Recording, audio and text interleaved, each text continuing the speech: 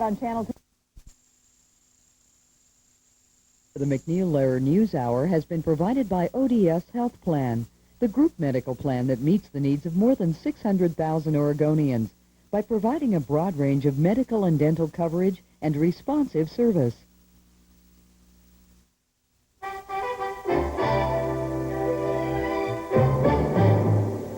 Good evening. I'm Robert MacNeil in New York. And I'm Judy Woodruff in Washington. After the news summary this Wednesday, we turn to the decision by the Auto Workers Union to call off their strike against Caterpillar. Then an update on the temporary truce in the battle between Russian President Boris Yeltsin and his parliament. We also look at the government crisis in Peru, the Peruvian ambassador to the U.S., a Peruvian congressman, and two experts on the country join us. Funding for the MacNeil Lehrer NewsHour has been provided by PepsiCo.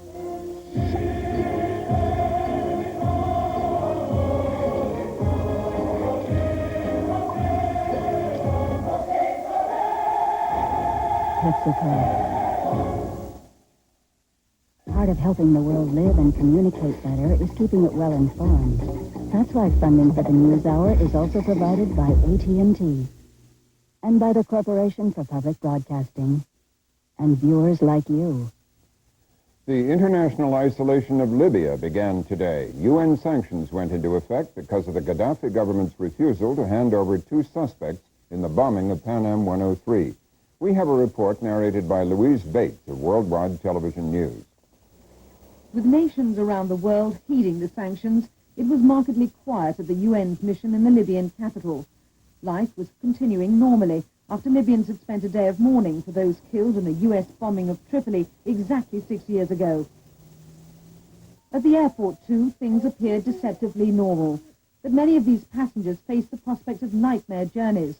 The Italian Air Force has already intercepted one Libyan airliner and forced it to turn around. Neighboring Egypt is presented with a dilemma. Cairo grounded Libyan flights in line with the sanctions. But they're a close ally, and some papers denounce the UN measures as a new crusade against the Arab world. While President Hosni Mubarak briefed his government on the crisis, Libyan coaches were busing people across the Egyptian border to catch planes. Security is being considerably tightened along this frontier, not least to protect the interests of thousands of Egyptian workers stranded in Libya. As news of the sanctions hit home in Tripoli, there was a mood of defiance and support for Colonel Gaddafi's refusal to hand over the two accused Lockerbie bombers. The 1986 attack on Tripoli may have united people here. They've also seen the worst of the West's retribution in Iraq. Now they can only wait and see what happens next. The sanctions also include an arms embargo and the expulsion of Libyan diplomats from UN member countries.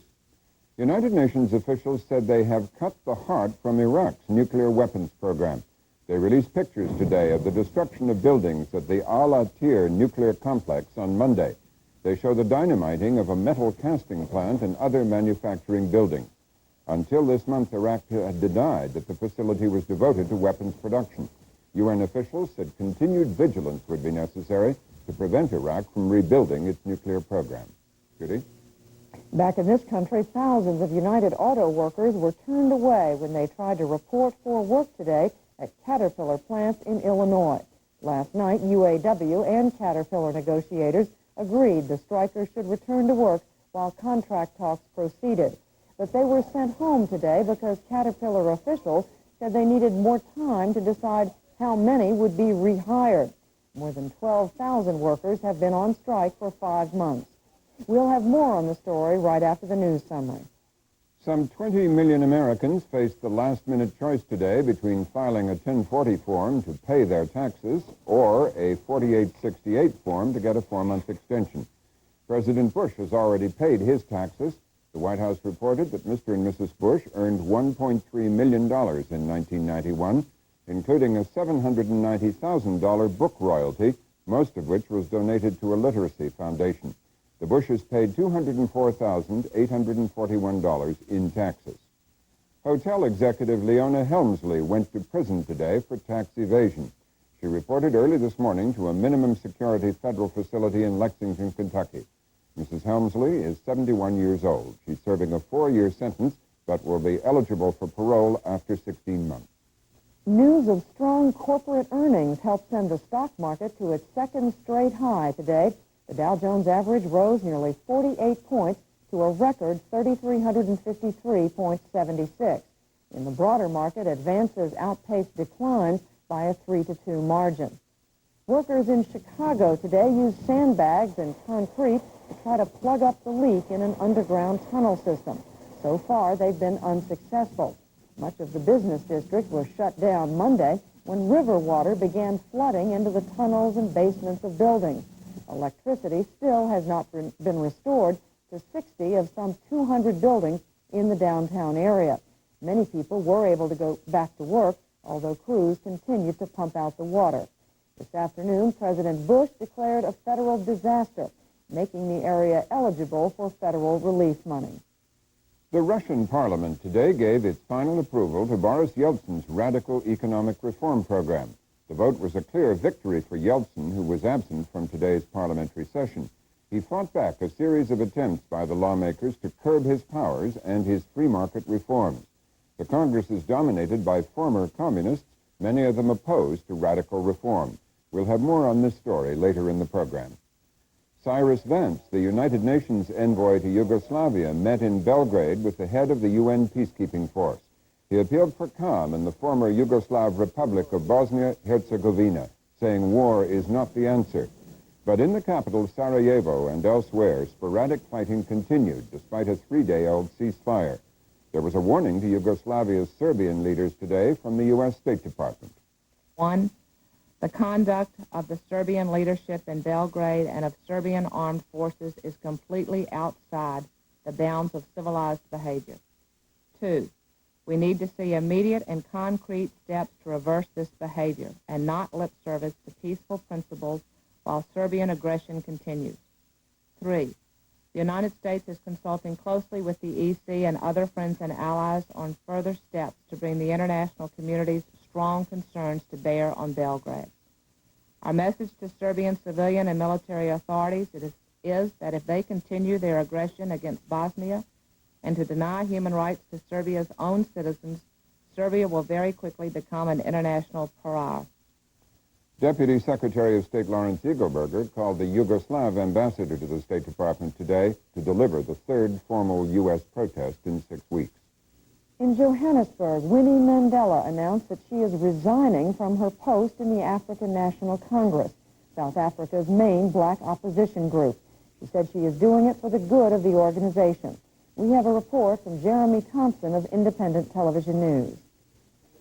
It's been the most shattering week of Winnie Mandela's extraordinary and tempestuous life.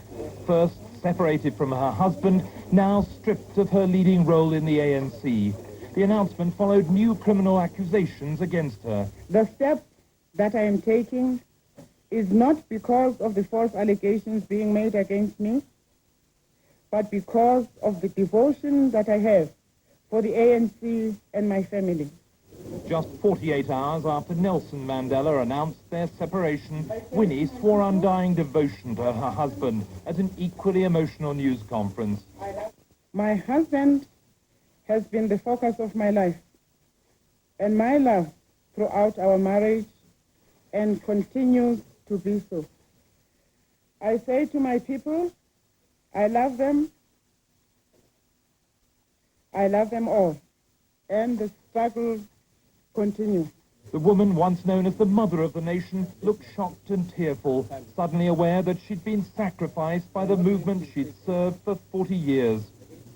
The twin specters of war and famine are again hanging over the African nation of Sudan. Relief workers in the war-ravaged southern half of the country said today emergency food supplies are dwindling, and some towns have been without food since early March. About 1.5 million people inhabit the region. The Sudanese government banned United Nations relief flights there 6 weeks ago.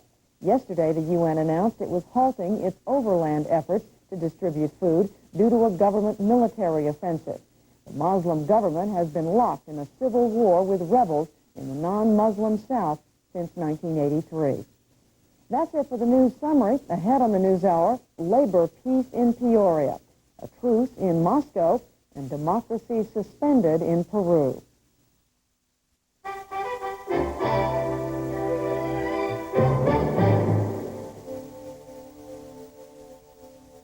First up, the latest turn of events in the Caterpillar strike. For the past 5 months, the nation's largest maker of construction equipment has been pitted against one of the nation's largest labor unions, the United Auto Workers. Yesterday, the union decided to resume work after a week where permanent replacement workers emerged as the key issue. A week ago, hundreds of defiant strikers lined up outside the gates of the big Caterpillar factory in East Peoria, Illinois. They were determined to stay out and to try and stop any members who heeded the company's threat to hire replacements for those who didn't return to work. Today, that same crowd was at the same gates. This time, they tried to get in, but couldn't. The company and the union agreed last night that strikers should return to their jobs after 5 months on the bricks. But when the workers arrived at plant gates today, they were turned away. They said I could go to work. I figure I'm owed a day's pay. I'm here to work. They've been saying all along they want us back. I'm back. Well, I don't know what to do. I've went to the union, I've went to the management, and nobody knows what's going on now. They won't let us return to work. They've locked everybody out. Well, I think the company's doing us wrong, you know. They're supposed to be negotiating good faith, and here they're not. The problem appeared to be miscommunication. The union had told 12,000 workers to report to work this morning after last night's agreement. But Caterpillar said it needed another week to decide how many workers to call back. Since the strike began, the company has said it can run its plants with 10 to 15% fewer workers. The strike drew wide attention because of Caterpillar's warning last week to workers, return to work or risk replacement by newly hired non-union workers. It's one of the few times a major industrial company has tried to break a strike by a union the size of the 900,000-strong United Auto Workers. While last night's agreement ends the walkout, it doesn't end the underlying dispute. One union negotiator explained why bargainers agreed to accept the mediator's recommendations to return to work. Well, we thought it was the best thing to do at this time. And, that's not to say that this battle is not over. This war is not over. It's just merely a battle, and we have to fight on, that's all. To discuss the latest developments, we're joined now by Stephen Cabot, senior partner at Harvey, Pennington, Hurting, and Renison, a law firm based in Philadelphia, where he joins us. Mr. Cabot has represented Caterpillar in the past and currently represents several companies that deal with the United Auto Workers Union. Harley Shaken is a professor of work and technology at the University of California at San Diego. He's also a visiting professor this year at the Institute of Industrial Relations at the University of California at Berkeley. He joins us from San Diego. Mr. Cabot, was this a clear defeat for the UAW? Well, I would say it's clearly a strong setback, if not a defeat. The UAW said initially that it would demand and somehow obtain its pattern agreement like it obtained at Deere. And since it has decided as of last night to return to work, and Caterpillar has steadfastly said it would not agree to that pattern agreement, it would appear that the UAW has lost. Yeah. You agree with that, Harley Shaken? No, I don't. Certainly it's a setback for the UAW, but the conflict is far from over. It's just in a different terrain. What the UAW did, it seems, is stage a strategic retreat. And the real question now becomes the issues that were on the table, what divided the parties, and perhaps most importantly, how Caterpillar chooses to compete in the 1990s. Those issues are really still before us. But a strategic retreat is only a sign of success if you can later make some advance from that. I mean, using military analogies, is there any hope of the UAW being able to gain from this retreat? Well, I think there is. I mean, first it's important to understand what the UAW has retained. They've avoided the use of replacement workers, so their members haven't lost jobs to that, and the union survives intact. Now, this was a terrific blow and a very bitter 5.5-month-old strike in the midst of a very deep recession. So under those circumstances, the fact that the UAW is now in collective bargaining without conditions represents a certain modest victory for the union. There's no question that this was a blow, however, and that this results, or is the end result, of very hardball tactics underscored by the threat of using replacement workers, which I think breaks new grounds in a rather unfortunate way. Mr. Cabot, why do you think the UAW gave in? Well, I think they saw that their very existence was at stake. The UAW had said, as I mentioned earlier, that it was going to demand this pattern agreement. And it didn't realize, it underestimated Caterpillar's ability and commitment to do what it needed to do to be competitive. And the UAW saw that Caterpillar was prepared and was able to replace the entire workforce. And that not only would have been a major blow to the UAW, but I think the UAW saw that it would have had far-reaching consequences to unions throughout the United States. I'll come back to those wider consequences in a moment, but Harley Shaken, how do you react to the Caterpillar saying they need 10 to 15% fewer workers? I mean, does this represent a toughening or hardening of their position? Oh, I think it does, and I think it's very, very ill-timed. A key issue is how are the parties going to negotiate the issues that divide them at the bargaining table? For Caterpillar to come in at this time and say that they want to replace a significant amount of the workforce is the equivalent of kicking someone when they're down. I think it sets a very poor tone for the negotiations and indicates that Caterpillar really intends to play hardball and continues to intend to play that. An underlying issue here, however, is once this dispute is settled, how is Caterpillar going to regain the commitment of the workforce? On what basis will it compete in the 1990s? Is it going to compete by threat and coercion, or is it going to compete by seeking a workforce that is anxious and willing to contribute to the firm? And this is a very poor start in a direction of seeking greater workforce commitment. How do you interpret the announcement that they need fewer workers? I am listening to Mr. Shaken, and I really am somewhat amazed by his use of hardball tactics, bad timing, poor judgment, and words that identify that type of feeling or situation. It was the union that went out on strike. Caterpillar didn't go out on strike. And I think Mr. Shaken is just absolutely missing the issue. Caterpillar is saying that it has to compete in the worldwide marketplace. It lost over $400 million last year. It's facing a very tough competitor in Komatsu.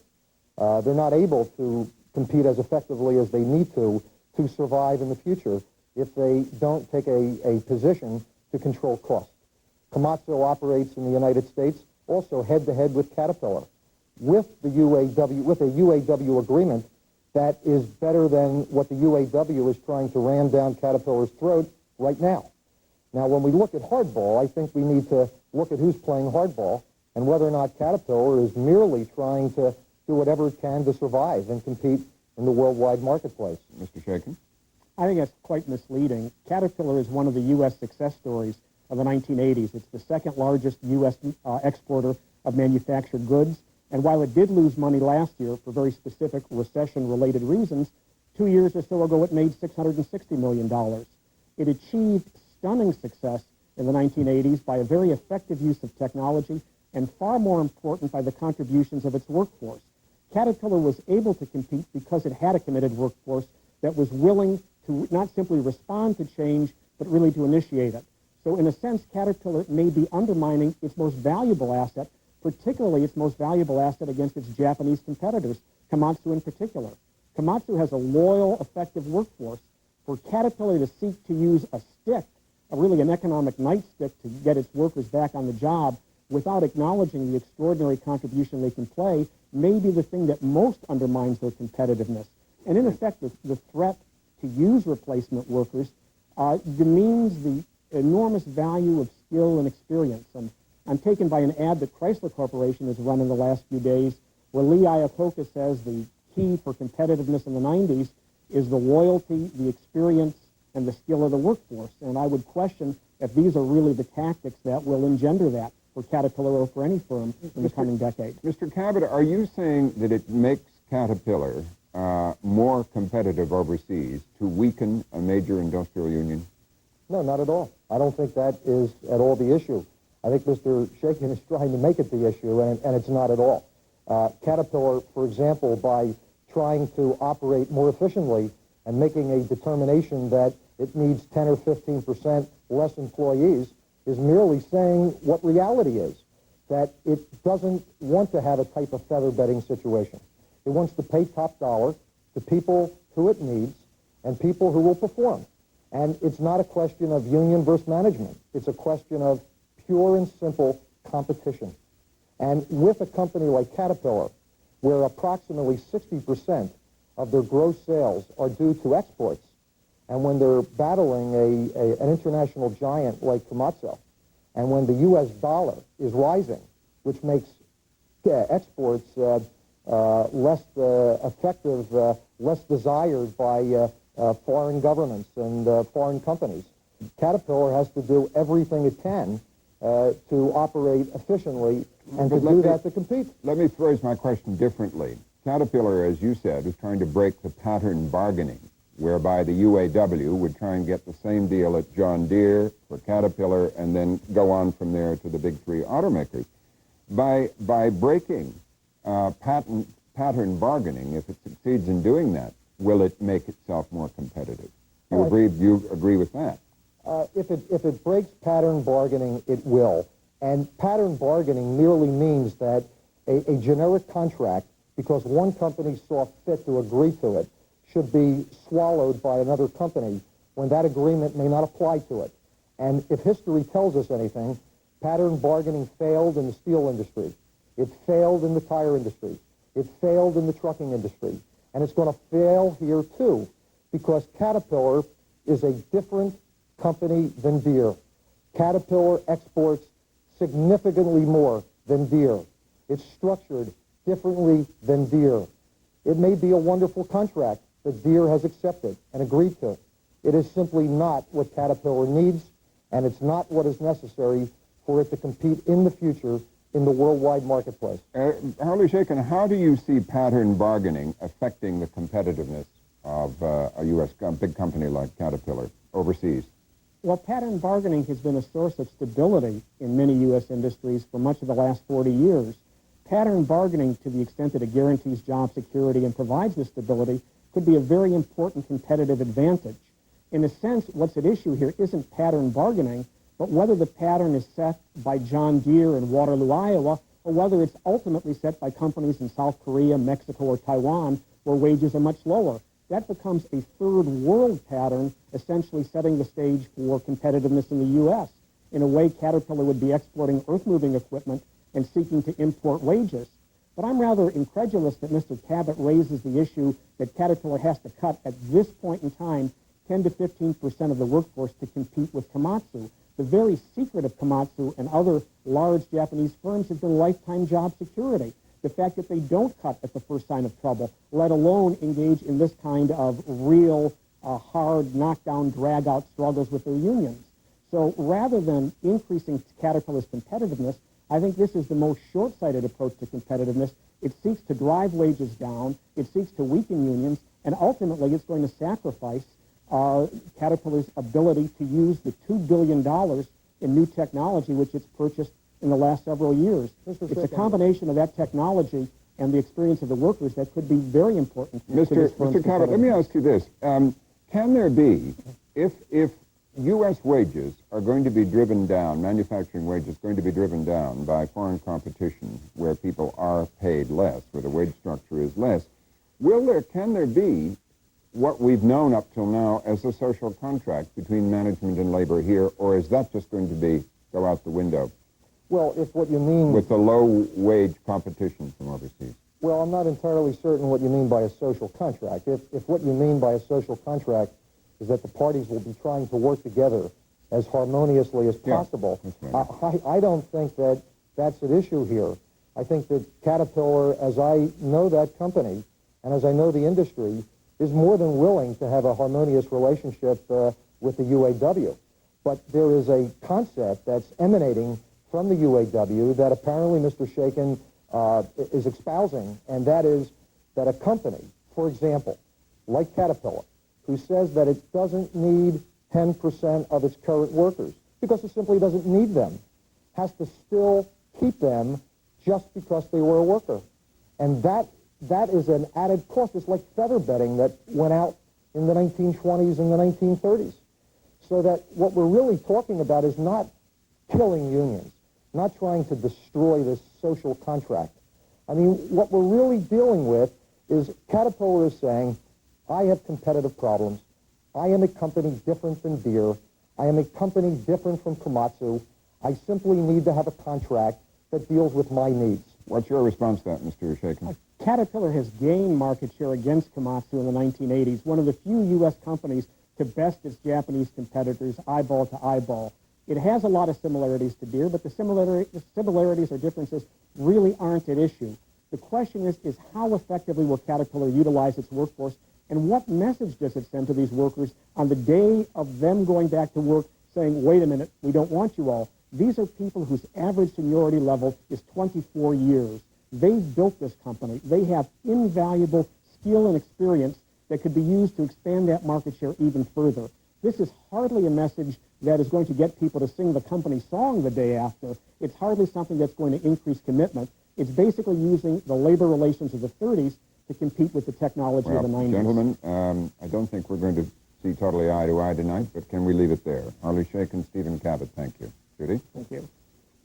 Still to come, a truce in Russia and a crackdown in Peru.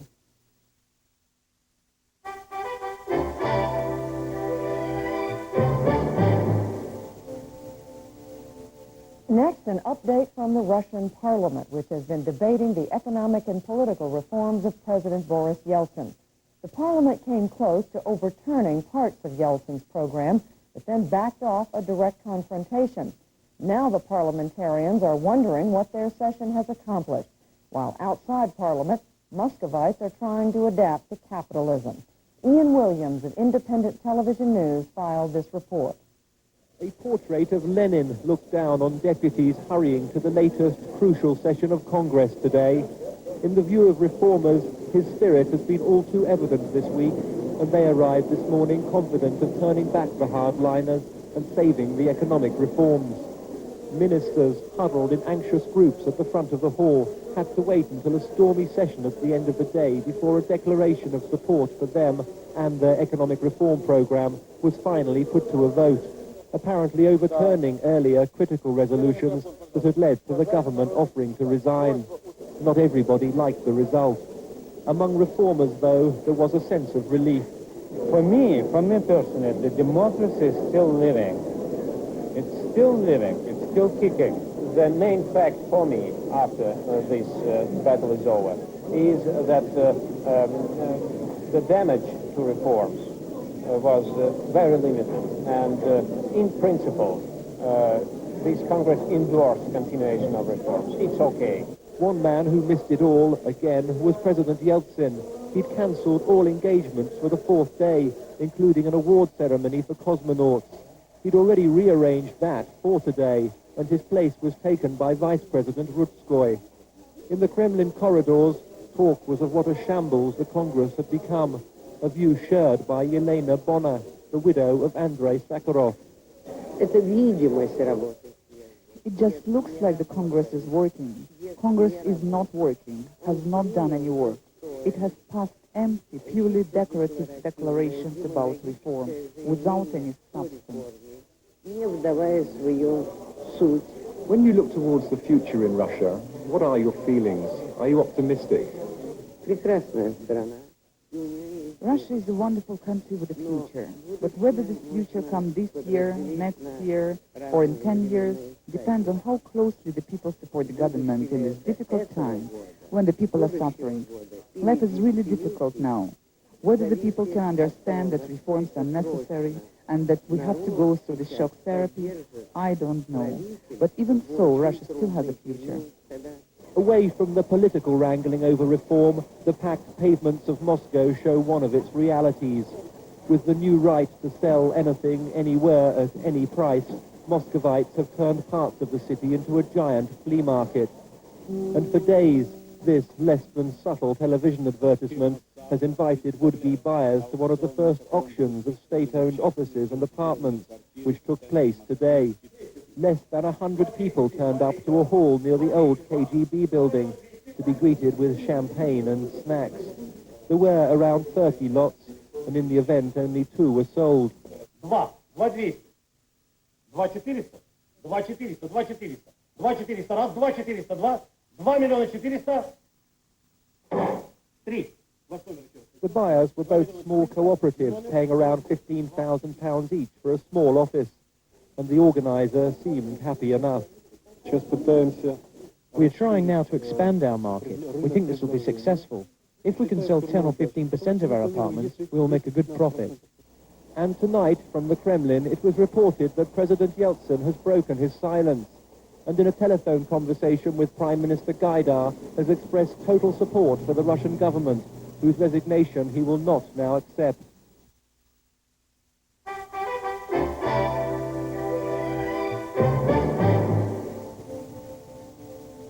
Next tonight, what can and should the United States do to help promote democracy in a South American country fighting a three-front war on poverty, drugs, and Maoist guerrillas? The country is Peru, the third largest in South America and also among its poorest. Nearly half of its 22 million people live in extreme poverty. Peru's biggest export is coca leaves, which neighboring countries process into cocaine for sale in the United States and Europe. Meanwhile, a guerrilla movement has been fighting Peruvian governments for years in conflicts that have cost 25,000 dead. 10 days ago, Peru's elected president, Alberto Fujimori, called for an offensive against the guerrillas and the drug dealers. He declared a state of emergency and suspended the Constitution. We begin our coverage with a background report. Fujimori, a university president of Japanese descent, surprised most people when he won Peru's presidential election 2 years ago. He came to office promising market-based economic reforms to lift the country from poverty and aggressive programs against drug traffickers and against the guerrillas. The guerrilla movement, called the Shining Path or Sendero Luminoso, has been among the most durable and vicious in South America. In the past few years, it has spread from the countryside into Lima and other cities, promising economic justice and carrying out bombings and assassinations, like this car bombing in February at the U.S. ambassador's residence. The guerrillas are especially strong in the Huallaga Valley, where much of Peru's coca leaves are grown. With U.S. aid, with a drug enforcement agency task force, and with a special forces training mission, Peruvian forces have been trying to suppress drug trafficking. But President Fujimori, at the recent drug summit in San Antonio, Texas, said suppression alone would not work, and he called for more money to pay for crop substitution, to give Peru's farmers an economic incentive to give up their biggest money-earning crop. In an interview in San Antonio with NewsHour correspondent Charles Krause, Fujimori spoke directly of his differences with the United States on drug policy. Do you think the United States is in fact committed to this idea of yours that crop substitution can decrease the coca crop much faster than eradication? I ask you because Assistant Secretary of State Bernard Aronson testified before Congress last week, and what he said is that crop substitution is a dangerous fantasy that simply will not work. We have signed an agreement between Peru and the United States where we state very clear those objectives of substitution, one of the objectives.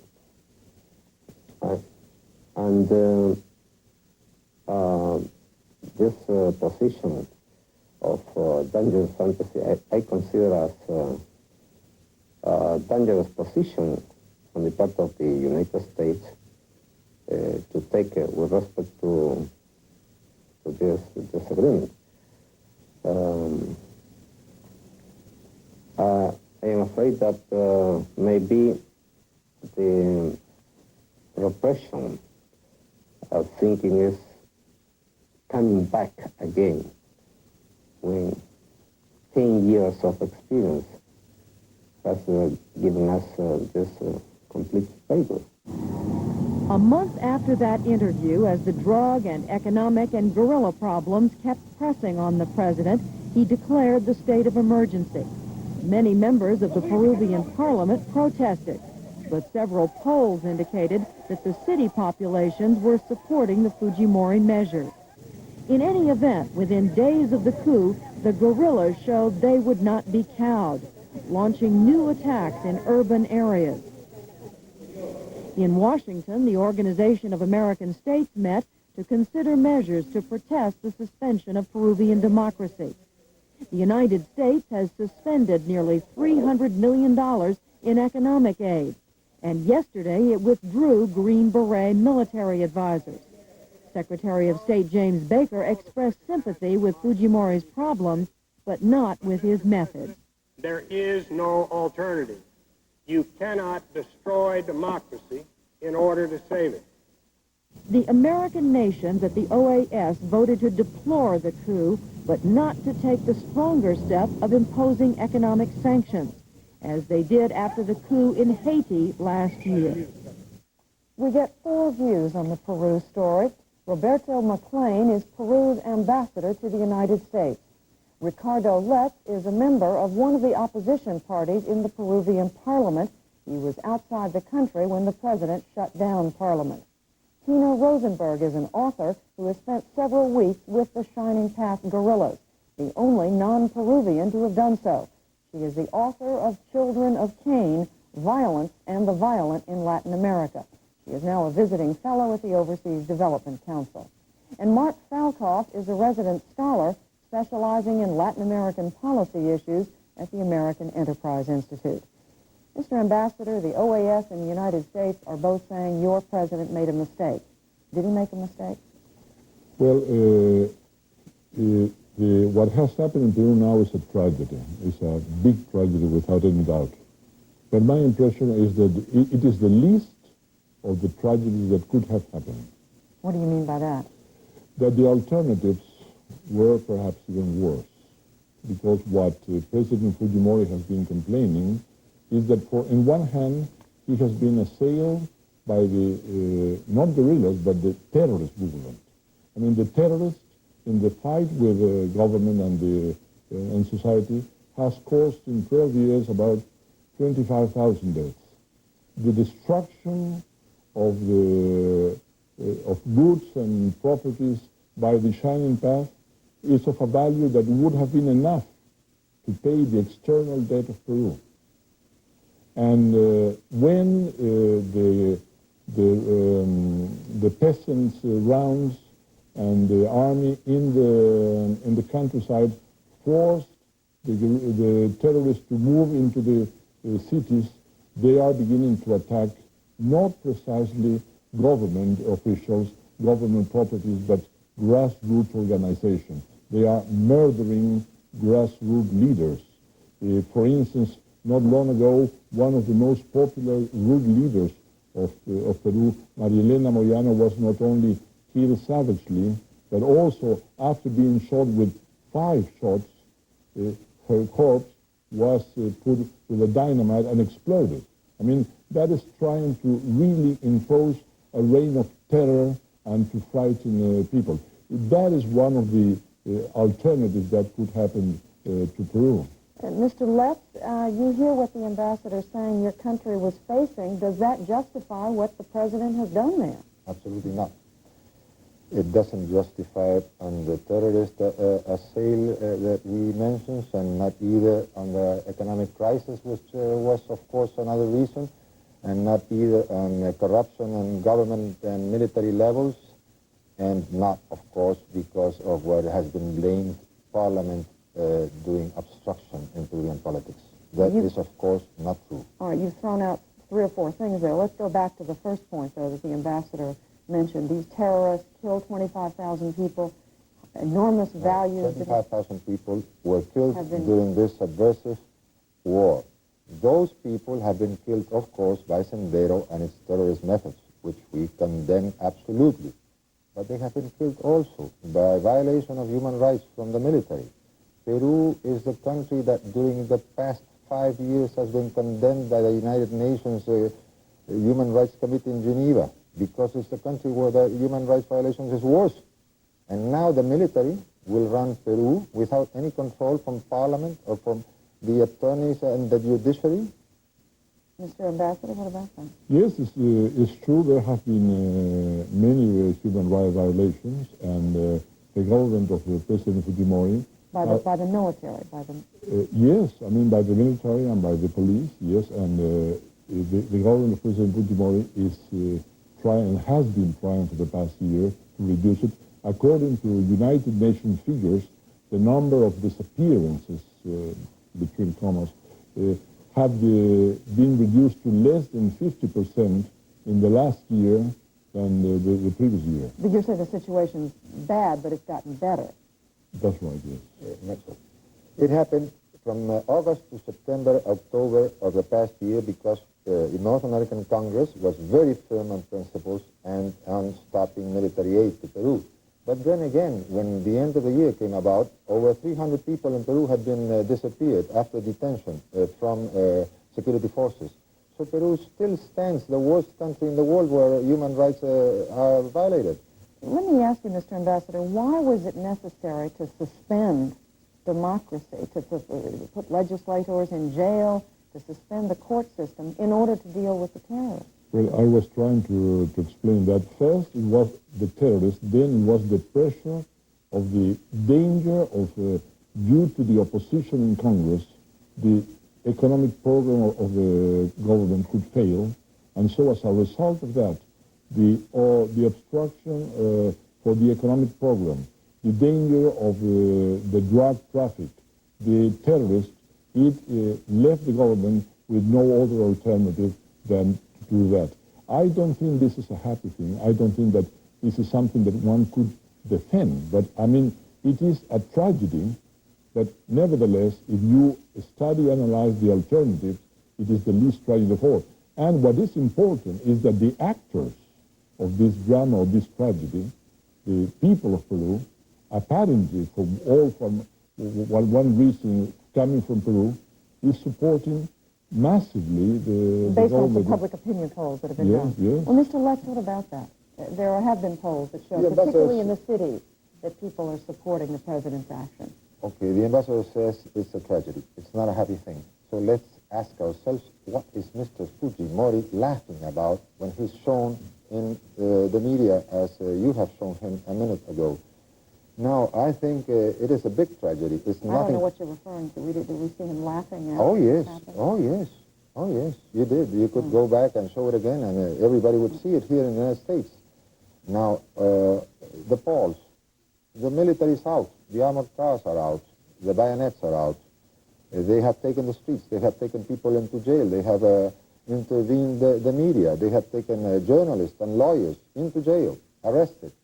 And now, are those conditions to have polls? Are those conditions to take a public opinion? We have mentioned that Duvalier, Pinochet, Ferdinand Marcos, and Mussolini in his time, they all did have polls, and they all did have, for a moment, public opinion in their favor. Garcia, after the killings in the prisons in 1986, had 95, yes, Garcia Perez, had 95% of approval after killing around 300 prisoners of Sendero Luminoso in 1986, but he finished with 15% approval. If we are going to change governments or take military coups just because what the polls say, democracy is finished the world over. Let's look specific. Let's take these 3 points. I want to deal first of all with the terrorists, with the shining path, and turn to you, Ms. Rosenberg, because you've written about them. Is this the growing threat, the beginning to be uncontrollable threat that President Fujimori has painted? Sure. I agree completely with the diagnosis that the ambassador has given on the threat of the terror of the shining path. The question, however, is how do you best defeat the shining path? There's only 2 places in Peru where the shining path was being beaten. And in both places, the reason was that they were places that were characterized by more democracy. There were fewer human rights violations on the part of the military, and peasants could organize, people could organize soup kitchens. Ordinary Peruvians could get what they wanted under the current system, and therefore they rejected the shining path. The problem with the coup is that's going to shut down now, and they're going to go back to a strategy of total militarization and indiscriminate repression, which has failed. Their attacks, in fact, have stepped up in the 10 days or so since this took place. What about that, Mr. Ambassador? Well, I agree that with Mr. Les that public opinion is not enough. Of course it's not enough. Public opinion is indispensable, but it's not enough. The other thing is the respect for human rights. The Foreign Ministry of Peru the other day in the OAS invited the Secretary General of the OAS, the President of the conference, the Inter-American Commission of Human Rights, to go to Peru and to prove that what he said, that at this moment there are no detainees and no civil liberties are restored except the parliament. I mean, they can conclude, they can see that.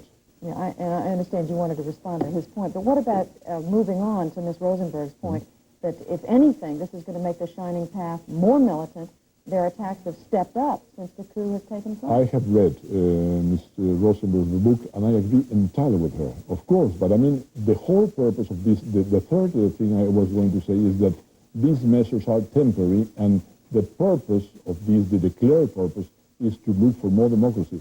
I subscribe every word of what Ms. Rosenberg has said in her book. I entirely agree with her. When you say temporary, how temporary? He has the first is, I think the last is 6 months. Before there'll be a plebiscite of Yes, voting. yes. Mr. Falkoff, where do you come down on whether President Fujimori has done the right thing or not? Well, I don't agree that he has done the right thing. When a country is at war, as Peru is and has been, you have to have the maximum amount of moral legitimacy in the world community, and that's particularly true for a country like Peru, which has needed international assistance of the most basic humanitarian variety, leave aside military assistance, DEA, etc., for a number of years. You cannot disarm yourself, as Fujimori has done, and expect to win a great moral victory. Even if in 6 months he is able to win his plebiscite, even if, which is a big if, he still has the problem of what I would call the institutional itinerary. All right, you've won your plebiscite, what next? How do you march back?